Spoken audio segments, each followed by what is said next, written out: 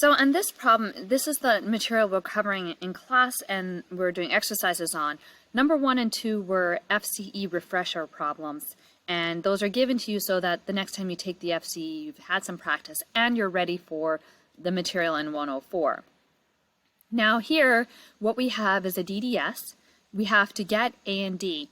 And I'm not recording the PowerPoint slideshow because I want to bounce back and forth between a Word document and this. But just to get you started, we have A and D. The only other thing that you might have here is that the DDS is not in the form of Pn is equal to A times Pn minus 1 plus D. It is in that form, so we can start right away working with that. So they ask first what the limit of this DDS is if I start at 735. Well, then the next thing I have to do is determine what the A and the D are. The A is 8 halves and the D is minus 600. If you go to a table that we made in class, which I really recommend you make yourself, but if I go look at these cases, I'm in the case A is bigger than 1. In the case A is bigger than 1, if P0 is bigger than P star, then the limit is going to be plus infinity. And I am in the case right now where my P star, which I didn't crank out here, but if I crank it out, let me go a little further, you can see I'm cranking it out here. P star is really 200, so my P0 is bigger than P star. So if I go back to that table right here, if P0 is bigger than P star and A is bigger than 1, then my limit is going to be plus infinity. I can also see that in an Excel file if I put in, let's see, we start out with 725, I don't remember what it was, but it was bigger than P star, which is 200, and you see that the graph is going off to infinity in this DDS shell model that I have here in Excel. So in this case, my Pn, we would write this as, this is shorthand notation in mathematics.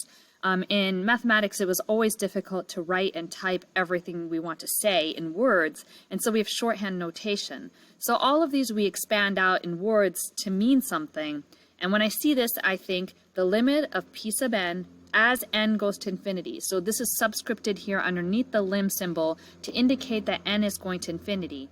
In this case, P sub n is equal to infinity, which I can visualize very easily here on this Excel graph. You can see as n goes to infinity, as this is my n on the x-axis, the y values, which are the P sub n's, go to positive infinity. The second case here is different because my P star is 200, and I'm starting out at my P star. The definition of an equilibrium value is it's a solution to the DDS, and if I start at it, I'm going to stay at it. It's just like a weight plateau. Whenever I step on the scale every day, I stay at the same weight.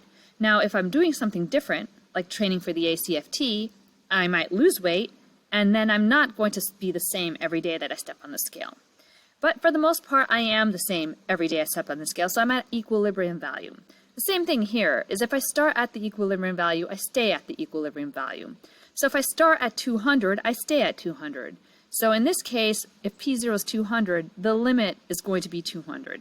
This is encapsulated in my table. If you see here, if A is bigger than 0, and my P0 is P star, which I have up here, you can see the limit as n goes to infinity of P sub n is going to be P star. Let's just try it up here. Let's put 200 in here and see what happens. You see that? If I start at 200, I stay at 200. It's just like a weight plateau. The last one, it's kind of the same as above. Actually, this should be minus infinity, so let's put that in here. How do I know that? I know that because, well, there's a couple reasons I can tell you that.